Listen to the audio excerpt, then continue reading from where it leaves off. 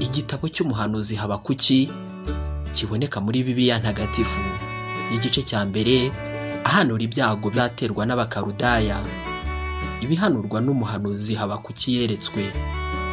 Uwiteka we, nzataka utanyumva ngeze ryari?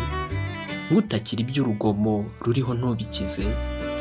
Niki gituma unyereka gukiranirwa ukareba iby'ubugoryi kuko kurimbuka n'urugomo biri imbere yanjye?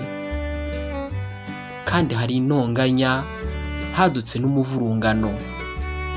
Nicyo gituma amategeko acogora, kandi mu nkiko nta rubanza rutunganye rugihinguka, kuko inkozi z'ibibi zigose abakiranutsi. Nicyo gituma imanza zitabera zigoramye.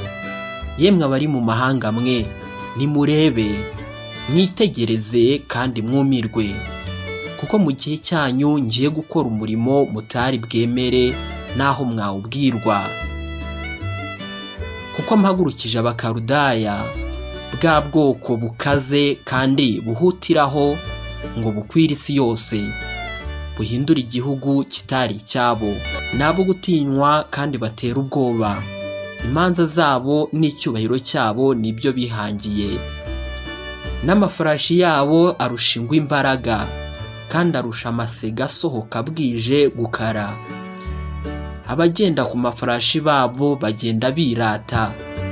Ni ukuri abagendera ku mafarashi babo baturuka kure, baguruka nk'igisiga cyihutira gushiha inyama.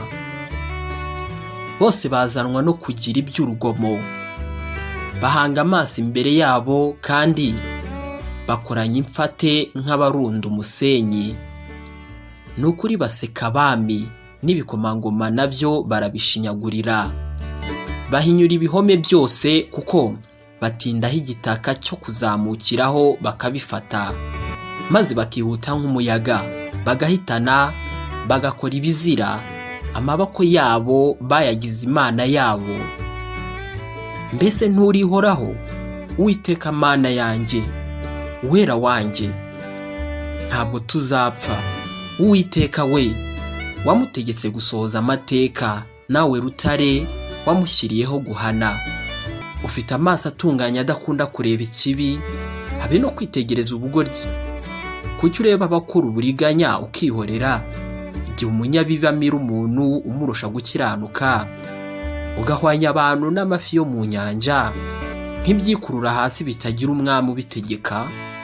Bose abazamuza ururobo, akabafatisha mu muraka we, akabakoranyiriza mu rushundura rwe.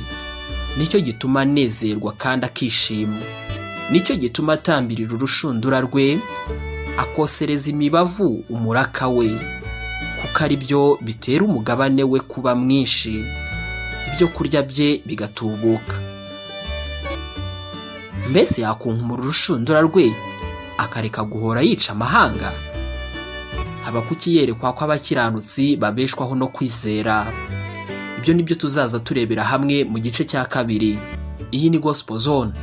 Kora subscribe niba utarayikora kugira ngo tujye tubana muri ubu butumwa bwiza bwadufasha mu buzima. Jyewe ndi Muhire.